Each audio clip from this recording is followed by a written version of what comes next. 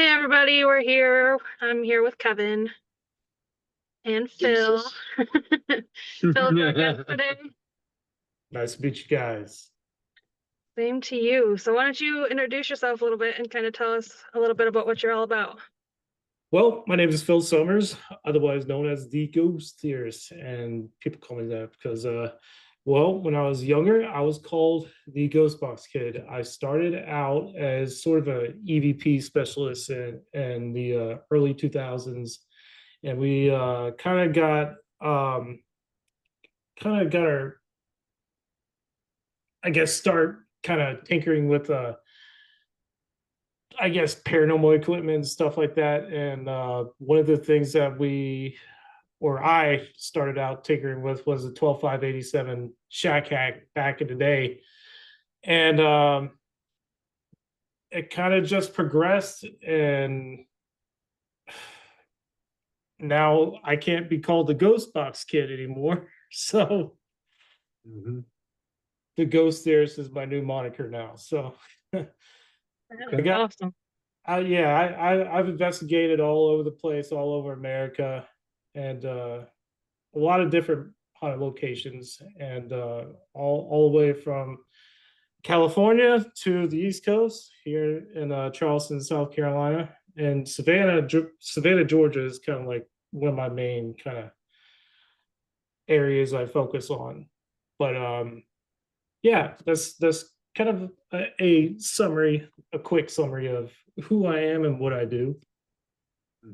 Very cool. Okay. So what got you started then? I mean, I know obviously you had your nickname, but Well, I got started because, when I was coming home from school, the show The Haunting would come on after I would get home from school. Good. And Yeah. I would just watch it, and I really got interested in the paranormal that way. And I mean, it's kind of interesting how that happened because, like, I started out watching that show, and throughout time, like, you get to start doing events and stuff like that. I ended up getting to know these people that were on the show and that produced the show, and stuff like that. So, it was kind of a full circle kind of a thing there. You know what I mean? right. Well, that's really cool. Very ambitious, especially as A, somebody as li- young. a little bit, yeah.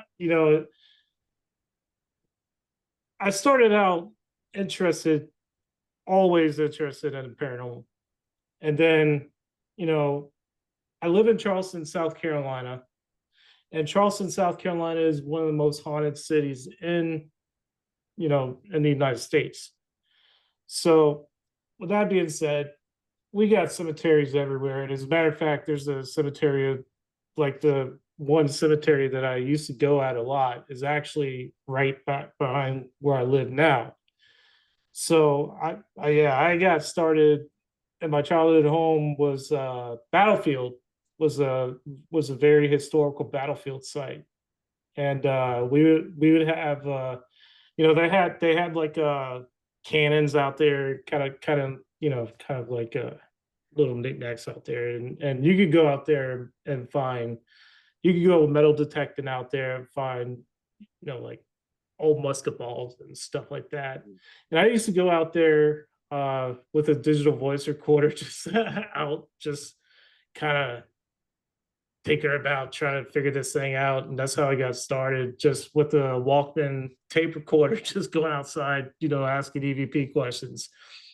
And throughout time, I started to ask myself, how can you turn this really not so well known hobby into something that could, in my mind, I thought that you could turn EVP evidence into something that can be used in a courtroom or something like that, as sort of like a, evidence, circumstantial evidence in a case, where even the actual evidence. And here we are in 2025. I mean, physics has gone a long way since, the early 2000s. So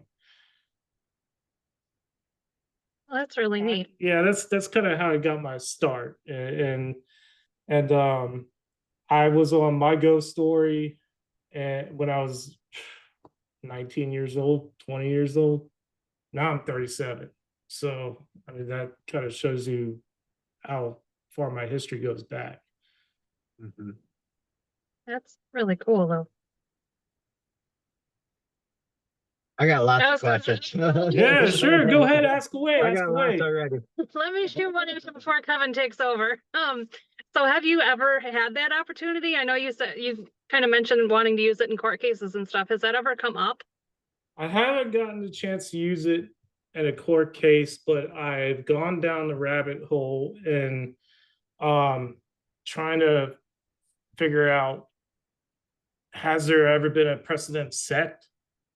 And yeah, there has been. There has been precedents of paranormal cases, of instances where there was a paranormal, uh, I guess, event in a house, and a landlord up in New York in the 90s, they call it the Ghostbusters case. And in 1991 or 93, I don't have it up top of my head at the moment, but they call it the Ghostbusters case, and you can look it up on Google. And it revolves around a landlord where the tenants had some paranormal activity, and the landlord kind of didn't tell them about it. And now, uh, because of that case, realtors in certain areas where there's haunted activity, like Charleston, South Carolina, you have to put on the real estate listing haunted location, like this house is haunted, and a big red and white sign, like warning, this house is haunted before you buy it. So that's kind of like a cause and effect type deal, of like, where I started getting into the science aspect of it, because my background is kind of like a military background. I was in the United States Air Force when I was younger, and I started out active duty, then went in the reserves, and I was in for 8 years, and 2008 2016. So with that being said, I studied criminal justice afterwards. So that's kind of like where I combined the two and got the idea, hey, is there any court cases where where the precedent is set? And how can we convey this out to the public that it's really kind of normal to be paranormal? Yeah. I mean, I don't know. That would entice me to buy a house more if it had big red letters across the top saying haunted location. Same here, different strokes, right? Different Yeah, strokes. yeah. Does that raise the property value or does it lower it there? It lowers it. It lowers it, but Okay. I mean, yeah, in some cases it lowers it, but in others, say for example, uh, Matt Rife just bought the Mhm. Warren's house, so for like what? How many millions? Way too many more than I'll ever see in my lifetime, Yeah, I'm way sure. too many more than I'll ever see. Well, thank you for your service too, by the way. I appreciate it. Thank you so much. Of course. There was another question. Oh, well, I guess it wasn't a question. It was more of a statement. I'm also in the criminal justice part of things, and so is Kevin. So that's kind of why I asked if you ever had the opportunity to use any evidence that you've gotten or anything like that. But that was really cool. I never knew that about um, the New York case that sparked that. Yeah, I got Google up right now. I'll look it up right now. That's one thing I like about having the computer in front of me. I could do this on Google and kind of go from there. Goes. Here it is. First thing pops up.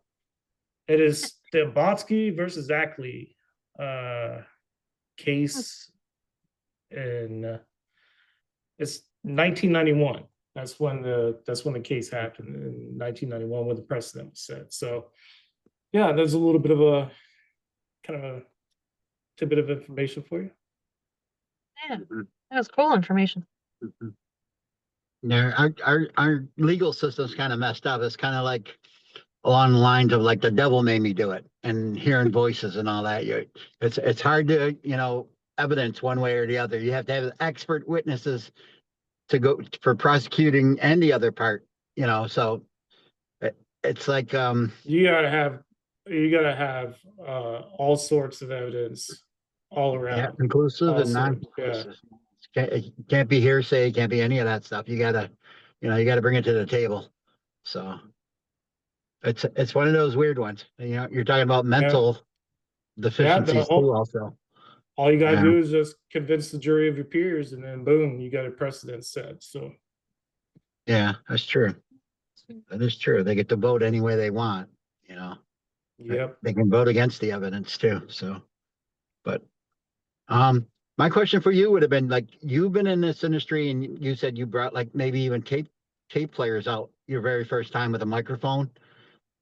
That's when you first started at the age of 19, trying Well, to get I EVPs. I actually started at the age of 14, but I didn't Okay. start getting big until I didn't start getting noticed until I was like 17 or so. Yeah. So your equipment changed then, of course. You never had Uh, A-track. You're not that old. no, I'm my equipment really hasn't changed. I've always been an analog kind of guy, so Okay. I always like analog. I don't like using my phone for evidence purposes because Okay. the electromagnetic Yep. Yep. any kind of disturbance of the electromagnetic Mhm. frequencies or anything like that will, I guess, uh, mess up your dilute your evidence. Let me ask this: with your amount of experience in capturing EVPs, do you have one set spiritual friend of yours that you communicate on a regular basis? Um, it's not so much when it comes like, oh man, like, oh man. So I I like to back up here. So I use my equipment as an extension of myself. Okay. So say for example, I'm not the most empathic psychic I hear you. person in the world. I Hmm. guess, you could, I've worked at it so much that I built that muscle up kind of like a bodybuilder working out at a gym, so to speak. But I can't say that I have a favorite, I guess, tag along that comes with me. Hmm. No, I get But it. I get it. I'm just wondering. No, but I get it. I mean, I have gone to locations multiple times throughout the entirety of like a decade. So say for example, one of my, I guess, stomping grounds is like the old city jail in Charleston, South Carolina. I've investigated that place for years. Uh, oh man, decades. And I would say that I have had one specific I guess favorite sound that will pop through, and that would be the sound of a guard kind of, whistling, a whistling guard with a baton hitting, say, Hmm. I would keep, yeah, like I would record that sound all my investigations all throughout that period of time investigating that Hmm. location. Yeah, that has happened before, but Hmm. I don't really have any voices that pop through like just Okay. from location to location, like tagalongs. Hmm. Do you get your name brought up like somebody knows you, kind of like that? Like, Now so one of the things about me that sets me apart, I don't go out investigating with protection. I don't use any okay. medallions. I don't use any kind of spiritual protection or anything like that. I just Hmm. go out, do my thing. And if there are tagalongs, I like to kind of have the idea that I sort of take one for a team, and if they want to tag along with me, they're more than welcome to join a ride. Mhm. So there's no 3 a.m. go to the bathroom and somebody says hi to you on the way there. No, no, That not like hasn't that. happened. No. Okay. Okay. We're different locations. I'm just talking amongst not amongst myself. That's not what I wanted to say. Just different experiences. I firmly believe that a lot of places are haunted, and some of these ghosts or entities, whatever we want to call them, spirits, they want their story to be told. And if you're trying to capture them on EVP, they're friendly enough for your equipment to capture them. And so I'm just wondering, like, if you ever befriended one where, you know, you got a name or a certain conversation, they answered questions right out clearly and, articulated an answer to your questions. And then at a later date, you were able to communicate with the same spirit again. That's what I'm trying to get to. Has that ever occurred? Now, so when I think of an EVP, the way I view an EVP, the mechanics of an EVP is I like to equate how a sound wave works by sort of how a wave on a beach works, right? A sound recorded on a device essentially is a wave, correct? Okay. Sound wave. Yep. So if you record an EVP, what you have captured is the imprint of the wave and the environment, right? Of the sound wave in the environment that's bouncing around the walls. That's kind of like depending on how or what type of material the environment is made of, whether it's an open field or whether you have a building that's made of concrete, say, for example, a jail is Mhm. made of concrete, or say, for example, you have limestone, like a limestone fireplace, so to Mhm. speak, or granite fireplace, or whatever kind of area you have. Now that sound wave may bounce off that uh, particular uh, area, and then you may be walking around and that in your house or whatever you're investigating, and that wave will hit the digital voice recorder. So if you really want the story told of a location that's haunted, just have the digital voice recorder out recording enough and you'll eventually capture something. Mhm. Okay. Do you believe any of the voices you captured are former loved ones? um I never really have captured a former love. I've never gone to a I've never specifically in my case, I don't investigate my own, I guess, where I live or something like that for that to Mhm. happen. Okay. Have you ever come across something that pretended it was nice and it kind of wasn't? Like, The I'm not saying a demon or devil or anything like that, but something like there's so many names for them, like just bad entities where they pretended they were nice, like a little girl, and all of a sudden it.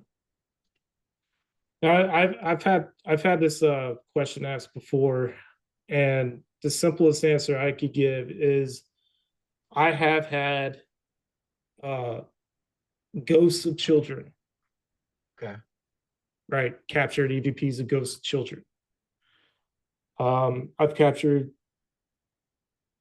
ghosts of the most creepiest sounding, like the creepiest sounding disembodied voices that you could possibly imagine. And if you were to hear some of my evidence that I have on Facebook, if you've ever looked at my videos, one of the videos I've Mm. captured is of a disembodied voice of a child in the jail itself singing. Now, a lot of people would say, "Oh, it's a child spirit inside a jail. Oh, it must be a demon, right? And I you know, mean, you're in a jail, right? You're in a jail, and a lot of people would confuse, or some people would confuse that particular spirit of that entity that you captured as a something trying to confuse you. In all reality, and the jail itself in the 1800s, they used to have waiting rooms and stuff like that where they would have like daycare, like a daycare center for like somebody that wants to visit with their child. They would have daycare center. So that would kind of make sense as to why I captured that spirit, right? If you think about it logically, you could kind of get past the whole idea of there's a demon that's trying to confuse it's I guess trying to confuse you into thinking that it's something that's more attractive. so do you believe in mimics then, or is that just something that you don't feel exists? Now, I We so ask the tough questions. Sorry about this. so I like to say that there's familiars, not so Okay. much mimics. I like to call them familiars more so mimics. I what was your definition of mimic be? All right, I'll give you an example. We were on vacation. I went with my daughter and my cousins with their kids, and we were upstairs with our kids, my cousin and I, and her husband was downstairs with the baby that they had with them. And we were being quiet because he was putting the baby to bed. And all of a sudden, we just hear him scream for his daughter. And we ran downstairs thinking there was something wrong. And he was like, "What are you guys doing? You're gonna wake the baby up." And we're like, "We just heard you yell." So something like that. Okay, so sort of like an auditory kind of auditory perceived like spirit. Okay, so sometimes, okay, so when I was younger, right, when I used to live at home, I would sometimes hear, say, for example, my mom yelling up the stairs, right? That was like one of the most common thing I would always hear is my mom yelling up the stairs, like my name. Even when they weren't, my parents weren't particularly home, I would still hear that voice, even though that they're not there. Now, with that being said, could that be the sound waves kind of like bouncing around and maybe my hearing's a lot more perceptive than most people. And a lot of ADHD individuals, a lot of people do hear certain sound frequencies that most individuals, most neurotypical individuals will not hear. Say, for example, do you ever hear like electrical buzzing? Mhm. That's not a normal sound that most neurotypicals hear. Yeah, it's a neurodivergent. Yeah. Yeah, I'd say so. I like to think that's a good starting point into where we could explain some of this type of phenomenon. Is most of your EVP recording, do you believe it's like live, like intelligent that is trying to interact with you, or like the guard that's whistling? Do you think that's a residual and it happened in a moment of time and the place collected the energy and it repeats it on like, a yearly thing or whatever, and you just happen to be there? So my question for you is, do you ask questions and hoping for a response to your questions? Now, one of the things that I like to talk about when I do my ghost box sessions, like when I do my 12-5-87 shack hag sessions, and I start asking questions, and you get like a really like, oh man, the 1 in a million chance that that answers like what are the odds? What are the odds? It's got to be Mhm. astronomical. So that that that sound is captured right then and there at that very moment. Now, a lot of people they uh,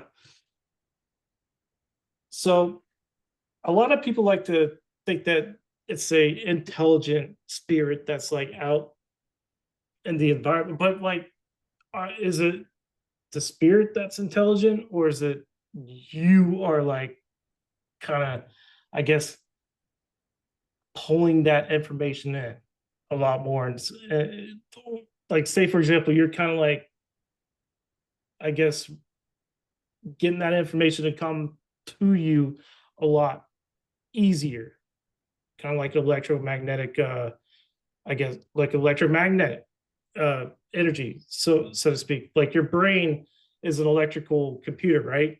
So you will have an electromagnetic, I guess, pole of information, some so to speak, right? Now, is it so much that the ghost itself is intelligent, or can your mind pull that information in a lot easier? Because you're more in tuned, because you've worked out a part of your brain that I guess kind of kind of materializes this information a lot easier. You just made Now, my mind spin into a million different questions. I ask away, ask away. Like a lot of my answers are like metaphors. A lot of my answers are metaphors, because like when you think of like a spiritual aspect of and paranormal stuff, you can't you to make it a lot easier for people to understand. You gotta give it sort of a metaphorical spin, so that it's a lot easier for you to understand. And so like a lot of this stuff, it's far out there. I know it's far out there. A lot of this stuff that I like to talk about is far out there, and that's kind of where I get my I guess one of my characteristics and attributes. I like to talk about things that are way far out there. I mean, you're really not that far off, because I guess the biggest thing I have is I'm a medium, so like I connect that way. Do you, how do I word this? So do you think that I guess my brain or my energy, Your empathy, sure, that creates, just that the main subject of you, your empathy. yeah. Okay, so let me word it this way. Do you think that people like me attract more spirits and help them come out because of how my brain works? I I would like to think so. I would like to think so. I mean, for somebody like me that's not very empathic, like I said earlier, I have to work at that muscle for I have to work at that kind of aspect of my mind to be able to get to that point. So yeah, I would like to think so. I just asked because Kevin's theory is a lot of the time that I'm a trigger for paranormal activity. I So believe that haunted locations, like spirits, they want to be heard. They all got stories to tell. And maybe you and I, we can't hear them, but people with abilities can. My past experience has been with people that have abilities, that can see into the fourth dimension, and that can feel it, that can hear it, that can smell it, that can interact with it. The more that I was around a certain person, the more I became in tune with what they were able to see. Um, Firsthand knowledge is everything to me, as far as evidence, as far as I can't prove anything to you. All I got is stories, and my stories are 100%. I don't need to embellish the truth. But when I'm around people with abilities, I believe at a haunted location, they're trying to tell their story. You know, they're lost in time. It may have been a tragic story, maybe even a good story.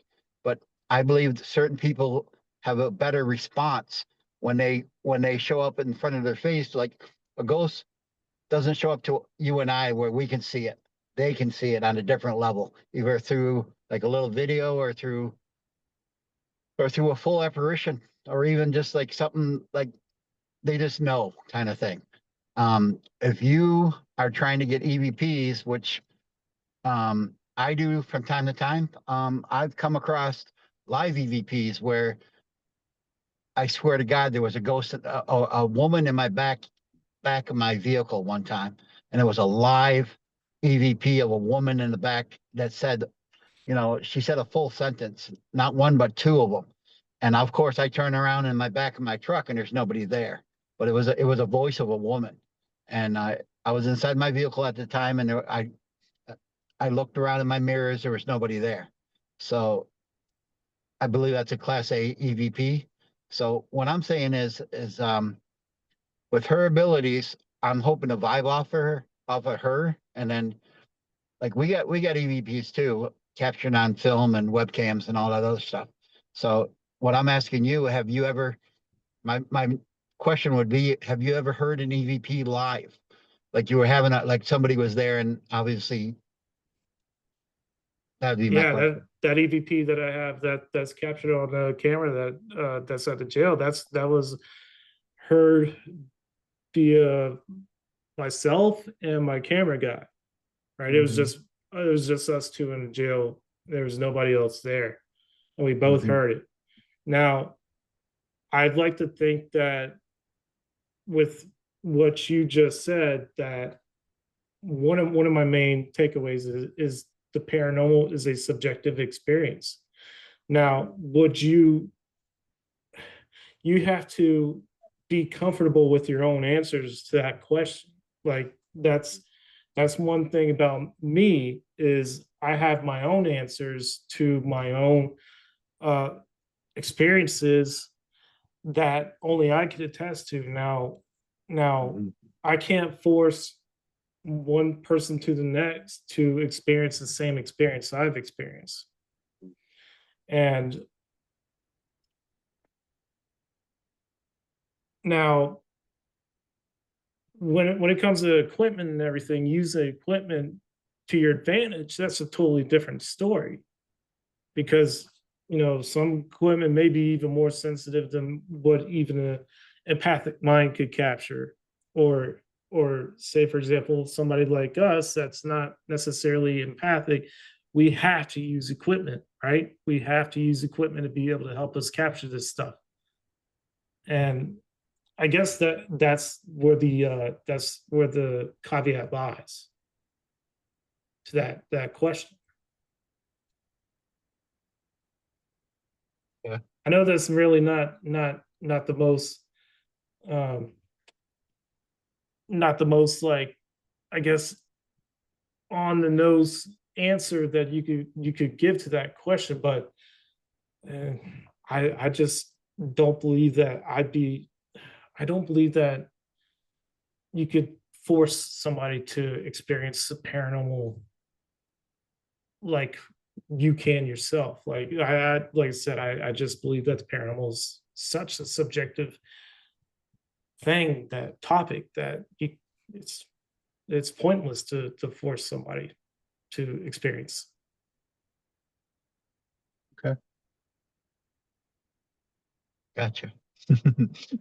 My other question, you were doing a topic. My follow-up question would be to that. You mentioned something about when you ask a question, it's a possibility that your own mind answers it. Like it's not a spirit at all, but your own mind interprets an EVP, and your mind kind of puts an answer to it. Well, that goes to the point. Say, for example, we're listening to an EVP through audio. Would Yep. you hear the same thing that I'm hearing? Is that what you're No, saying? Like, or no, I'm asking? saying It's like, like when we do EVP sessions at 100 locations, we're trying to get responses. We're trying to get intelligent right. responses to the question. That would be, that would be you know, the GOAT evidence that you want. And then the paranormal field and teams and ghost investigations, everybody wants, the clear black and white evidence. And, it's one of those things where you even take pictures. You can take 10,000 pictures and maybe one might be suspect. But with an EVP, most of the time, you're hoping for that, tell us your name. And you're hoping for Mary. And then you're hoping to, like, That intellectual response. yeah. And then you're Yeah. hoping for an age, you're hoping for a time frame, you're hoping for just like overwhelming evidence of an intelligent haunting. And like an open and closed just recording session, trying to get some background information. Like, I hope one day, like, I could have her develop into being like a criminal person where the dead can speak and it can tell us how it died, like solving homicides, not homicide, homicides. But that would be on a totally different level, of course. But I believe that one day that's possible. Maybe not today, but maybe tomorrow, like a spirit can reach out and tell us where the weapon is or something, some kind of evidence that we could use to help further the investigation. Weaponizing EVPs. I like the sound of that. Me and my Yeah. military background. I like this. Yeah. Well, you said that you can bring it to court, but an expert witness, you'd have like a Catholic priest there, like the Catholic Church, they believe in, exorcism. So, and how old is that? So, we're talking about the judicial system now, where you brought up an interesting thing about, we can bring it to our advantage now. So, and the recording and all that. So, but you got my mind going like three different ways now. Hey! I've accomplished my goal already. Well, I'm glad I'm talking with you now. You opened up with like a different. Usually, most people see things in like two paths. You're opening up like a third path for me now. That's all. That's pretty cool. Good. That's pretty cool. That's my goal. That's my goal. Yeah. As a ghost theorist, that's the route I want your mind to go. There's a million different directions. Mhm. Oh, you've done that, believe me. In a good way. You're very intriguing with your thought processes. It's really cool to Yeah. have this conversation, honestly. Mhm. Now, do you use any kind of like video? Well, you said you had a cameraman, but do you use any kind of like other equipment, cat balls, flashlights, EMF, anything like that, or you just strictly EVP? I use a tri-field meter. I use a dynamic mic. I use I I like the dynamic mics because they're not like focused on one area of the room. Like they're able to capture, like when you use a dynamic mic to capture your evidence instead of one of those I guess passive mics where it's like a I guess like a Sony digital voice recorder. It's a lot easier for you to trap those sound waves. Now the trick is um what I do differently than anybody else is I spend a lot of time. I'll sit there and I'll lay down and I'll take about 20 hours, 32 hours, 72 hours, however many hours it takes, however long our evidence has to sit down and actually watch the evidence. That's the key to capturing evidence is a lot. Um, I tried to make this point in one interview I did where um, that's the part that a lot of paranormal investigators skip is the actual evidence review. And I try to remind people evidence review, evidence review, evidence review. That's the most important thing you can do as a paranormal investigator. And a lot of people would rather go out into the location, experience the ghost right then and there, and be like, "Hey, I experienced the ghost. Time to pack it up and go home." Right? That's how most, well, not most, but a lot of paranormal investigators operate. Now, if you spend that time to review the evidence, hey, you may. It's like going fishing. It's like going fishing, and to me, and I treat it like going fishing. I treat ghost hunting like going fishing. And if you could as an investigator hone in on the evidence review aspect of it, you could no telling how much evidence you're capturing that you're not even reviewing. Even me myself, I catch myself sometimes. I would have to force myself to go back and watch or listen to evidence, and I I, I like to think that that's what separates me from most investigators out there is how much time I spend on evidence review. I'm talking about analyzing every frequency, wave frequency on Audacity or whatever uh sound. I use Adobe, but whatever sound I guess analyzation software that you use, and take that time to analyze it, take the time to load it up and review it. That's what makes us strong and I guess more independent investigator. Makes sense. With all the shows out there, though, everybody expects instantaneous results, and I think that's Yeah. part of the problem with all those shows. It's not always like that. Yeah. See, one of my favorite things that I like to do when I'm on a paranormal investigation is I'll just sit there. I'll just sit there. I'll sit there for a week. I've been at locations for a week, and I'll sit there for a week, just sitting, just silent. No, not asking questions, nothing, just waiting for something to happen, hoping to God that my camera doesn't die batteries or should get drained of batteries, or my digital voice recorder doesn't get drained of batteries. Hoping with my extra bag of AA batteries or AAA batteries, or like packs of rechargeable batteries that I bring, that I don't miss out on that one split second opportunity. Do you believe that the 3 a.m. witching hour helps, or does it? I do actually. Time of the day. I do, because I like to think that most normal people are not awake at 3 a.m., right? So I like to think of that as my time. And if there's going to be any time where the energy is going to be attracted to me, 3 a.m. is going to be it. That time between 1 to 4 a.m., that time specifically, that time slot. Well, that's a good answer. I don't think there's a bad answer. I mean, like, I got a lot more questions, but yeah, go he's ahead. answered pretty much. Fire away.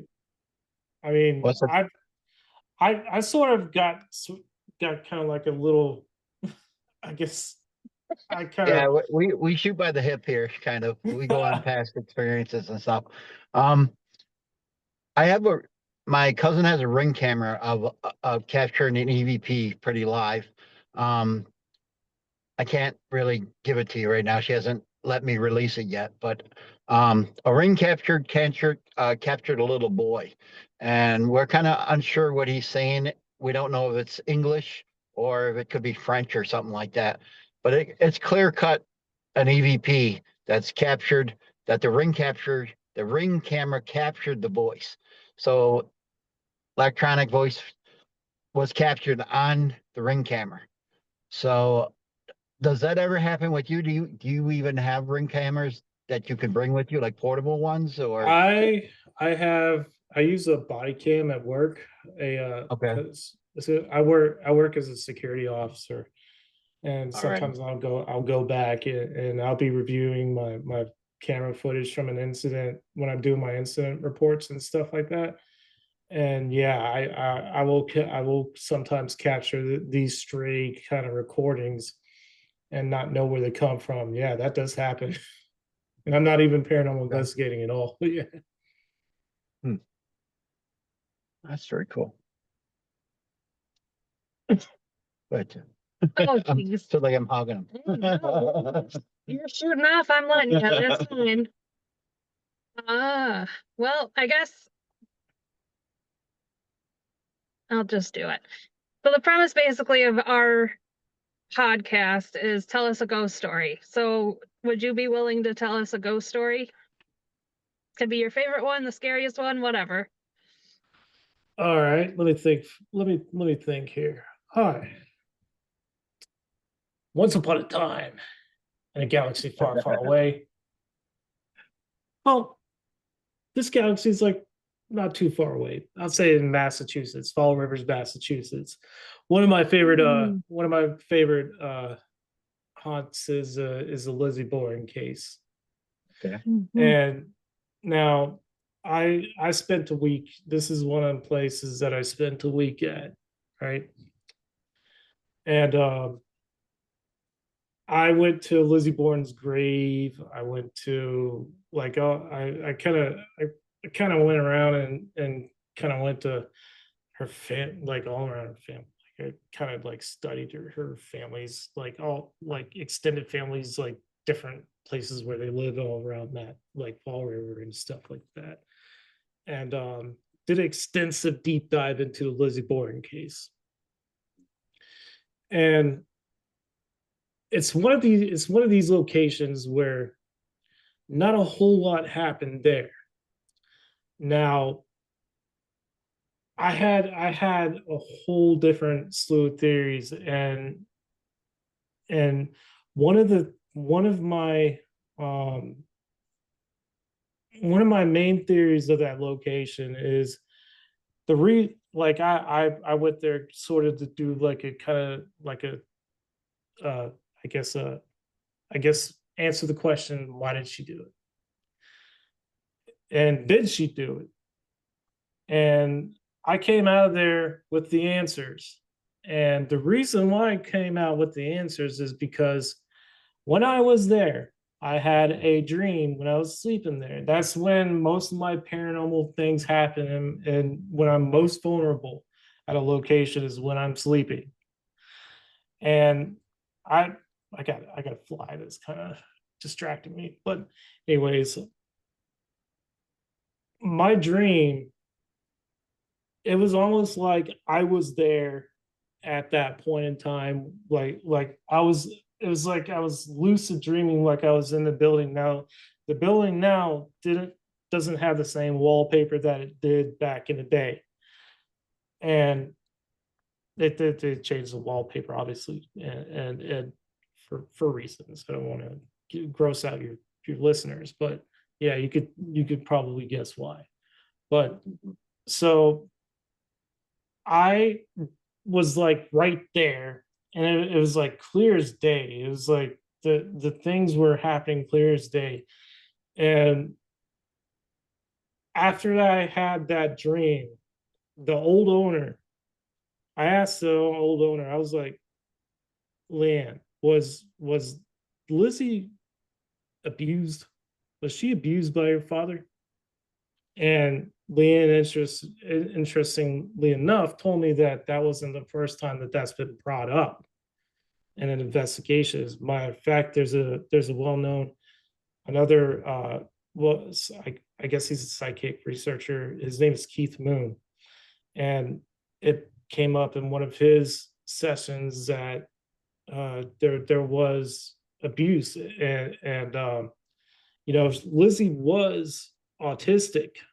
She was autistic, and when I had that dream, it was like an autistic. It was like a rage. It was like a rage. Almost, I've gotten into these rages before, where like I would black out and I'd be just angry and just, you know, I guess it's like a, you just black out, and it seemed like this is like she had had enough of something, and she just went down, you know, axed her, well, not axed, but stabbed her father, and then went up, and then, you know, she was just blacked out in a rage and did the same thing to her mother, but a little bit more violently. But um, stabbed a lot more times than her father. But anyways, it was like everything was playing out, and to this day, I still have that same dream. Like I'm at that house, and it's like I'm watching the same play by play memory of that house over and over and over again. And I have this reoccurring dream all the time, like randomly all the time, even to this day. And 12 years later since I've investigated that location. And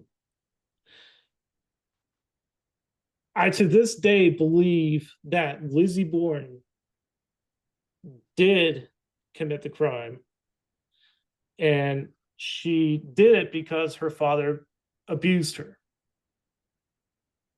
And she, at one point, the crime was a crime of passion.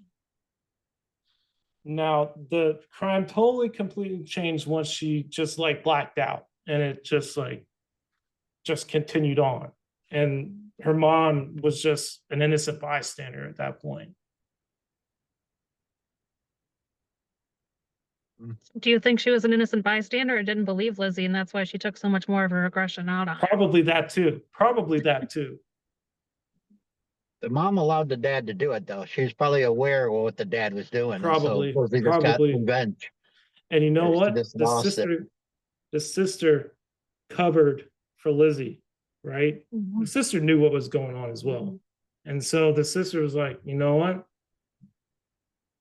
She's innocent in this. Is she totally took up for, she totally in her mind justified it to the point where she took up for her sister and justified it and laid that story to rest then and there. And to this day, you know, it's still a question as to what went on in that house. Like did she do it? Did she not do it? But for sure, like, you know, it's so vivid in my mind that she did it, and her sister covered for her. Did you have the dream at the Lizzie Borden house? Yeah, I had it You first spent the at night the, there. yeah, that was one of the nights that I was there for the week. That was Okay. one of the nights, yeah. Yeah. And then I asked the question to Leanne when I was there. So Leanne, since that, there's a flag in. Leanne, since then, she's died. Leanne's the old owner, like she's the old owner. Now there's new owners of the house. And I to this day, it's still in my mind vividly what happened. It was, oh man, it's almost like a scene in Dexter, almost like, you know, when he's like the scenes of him like imagining doing you know, it's almost like that in my mind. Like it'll like I can be talking to you right now and then like that image is in my mind and I'll see it in my, like, almost like I'm there. Well, I hear you. So, like I said, you think that sometimes like, or you think that the paranormal is in the fourth dimension, right? Now the fourth dimension is time, right? It's a moment of time. It's a moment of time. It lingers outside the third, and that's why when they try to respond from the fourth dimension to our third dimension, that's why your EVPs are not clear sometimes. Their frequency of passing through is different, so they can be saying, like, say your grandmother come through and she said, "Do you want some cookies?" But it comes through on the EVP as this rough monster. But all she's asking is if you wanted some cookies from when you were smaller. But it comes through as a rough version of that, where it sounds like a monster because it has Get to break out. the dimension. Yeah, it has to break the dimension between the fourth and the third on a different vibration. That's Right, what I so believe. so imagine a lot of people hear the get out EVP all the time. Whenever Yeah. they hear 2 Mhm. syllables, you may not even know what they're saying, and they could be saying something like cookies. Cookies is 2-syllable word. That's why I make that joke, because you know, cookies could be something almost similar to what they're saying, and then you hear the EVP, and then it's really muffled. It's really muffled, and now they have a physics has proven that there is a phenomenon in EVP called second sound. And it does happen within our reality. It is something that's like I guess a not really understood phenomenon within the masses. And so what happens is when you have these really stretched out, super, super, super, super, like quantumly stretched out uh, wavelengths, they can get trapped in moisture in the air, like heat moisture in the air. And so that sort of muffled, distorted sound that sounds like a monster could be sort of like the, the moisture that's like trapped within the recorder itself. And you're that's sort of me kind of like spewing out some kind of, facts, as well as sort of a theory as to why this happens. That's not necessarily where, where it's like not in the same realm as our reality, in the same dimension, so to speak. To kind of get you kind of thinking that, kind of different path of that thought process. Everything you've said has had us going in different thought processes. So, I mean, it's just adding to it. So do you think that's why during thunderstorms activity is more, I don't want to, frequent or prominent, I guess? That, as well as, the lightning strikes and stuff like Yep. that, definitely charge up the atmosphere depending on where you're at. I mean, that definitely coincides with that's one of the attributes I like to call a atmospheric reason, sort of like a external haunt, or not an external, I guess an external source of a haunt, depending on what type of haunt it is. You have like a lightning strike, which I kind of break it down to an atmospheric disturbance. Then you have like sort of like another source of a haunt, could be like geological, right? Depending on where you're at, what location you're at. Say, for example, South Carolina, there's quartz deposits all around South Carolina, which can explain why in Charleston, South Carolina, there's a lot of haunts in Charleston, South Carolina, or even Savannah, Georgia, to that kind of condensed area, right? And then all the way out in the ocean, you have the Bermuda Triangle. And so in the earth, inside the earth itself, which is another source of geological, I guess, kind of like attribute of where a source could be from, right?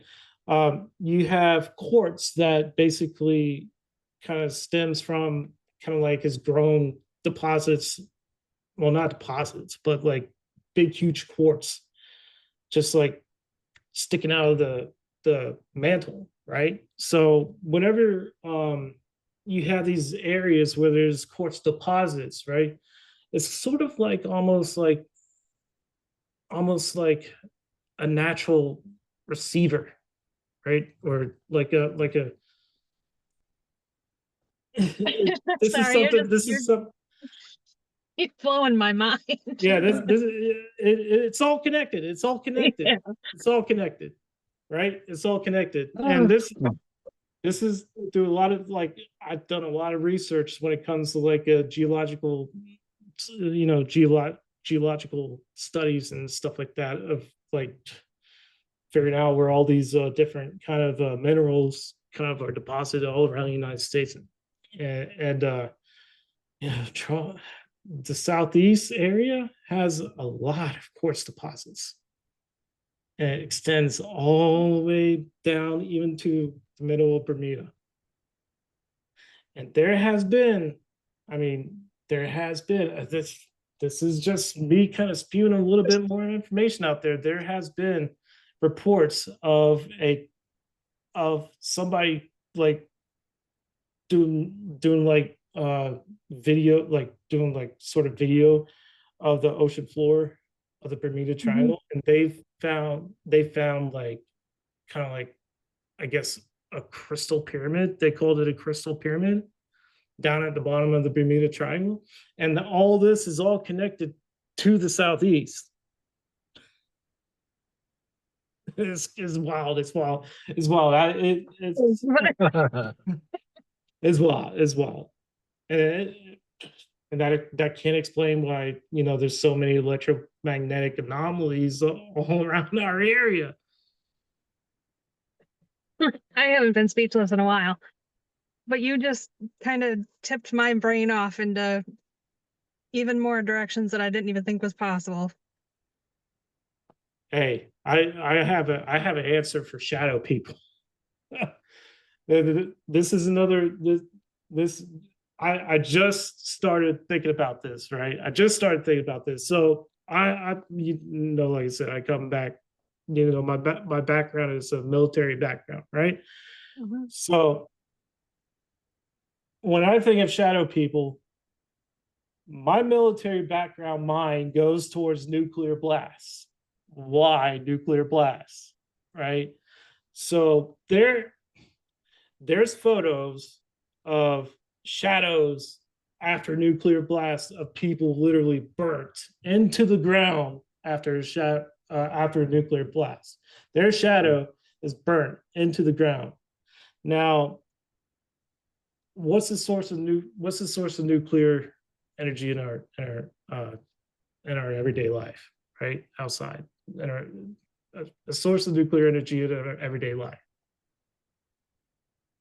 The sun, right? Yeah. So when people see shadow people, they automatically think, oh, it's a negative entity, right? Mhm. Well, Well, typically, yes, but well, I guess not other us, people not do. us, but I mean, like some, like the normal individual out there that doesn't go something. It's like they're off the street, right? They think, oh, shadow person, oh, negative, right? So the reason why I believe they automatically go towards that negative mindset is because sorry about that. There's flies again. But Oh, you're the my ADD mind. But the so okay, let me back up and capture my train of thought. So a lot of people, they view those as negative entities is because the source is an external source. It's not an internal, it's not sort of an internal source of where a haunt could come from. Say, for example, like our memory is an internal source of where a haunt could come from, right? So now when you have an external source like the sun, kind of, or a light source or something, it is like giving you a ghost or a shadow figure. Now, it's not familiar to your psyche, right? So that's why a lot of people get sort of kind of scared when they see a shadow person, is because it's just not familiar to their psyche or their memory, which is internalized, which is what I think ghosts are different than shadow people. They're sort of like an image of an apparition, right? In the environment.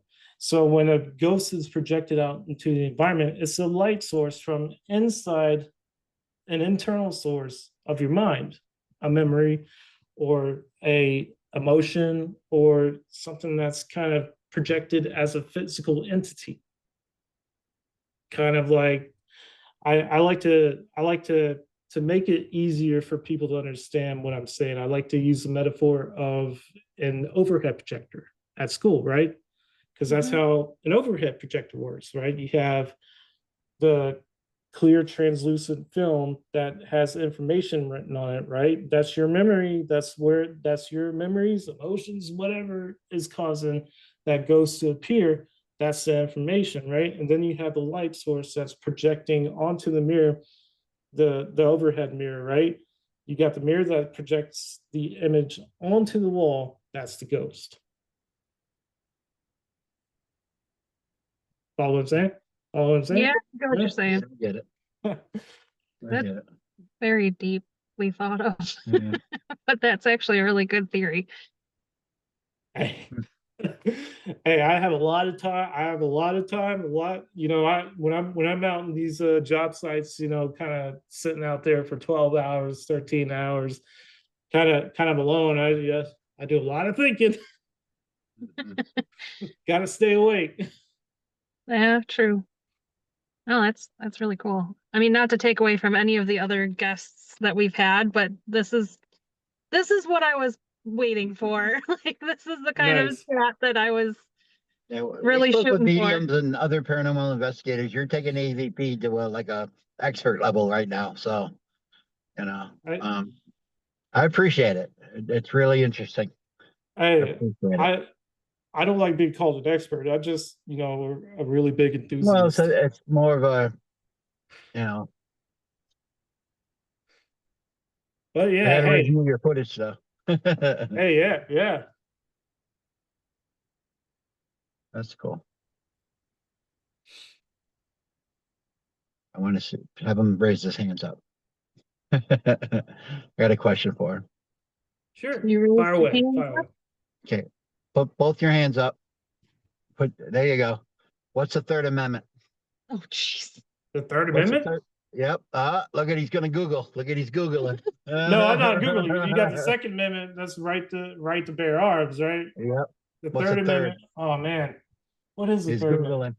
Googling. Oh, I know this. I know this. Why it's at the top of my head. What is it? Hey Siri. What's That's the all Third good, man. Amendment? That's Kevin's favorite question with anybody that has a criminal justice background. Sorry about that. He's done it Yeah. to me and everybody else. I know this stuff. Like I like literally I just like read this stuff. Like this is like kind of like what I do off the on my spare time is kind of like go over this stuff. I've got so much information in my brain right now. It's just I it's, apologize.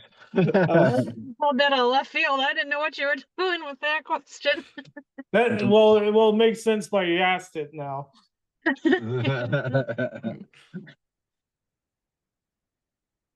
Good. Anything else? Like, No, I think we've taken up enough of his time. yeah. But we greatly appreciate Very it. interesting. Very interesting. Well, I appreciate you guys having me on, and Yeah, of course. anytime. You got any kind of questions for us that,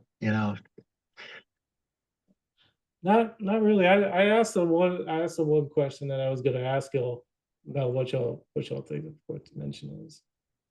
yeah. Yeah. All right. Well, yeah. I mean, if you're down for it, we'd love to have you back on. Ooh, I'm dropping my phone. This was a really cool conversation. Yeah. And very informative. So thank you for sharing some of your thoughts and all that. Absolutely. I appreciate it.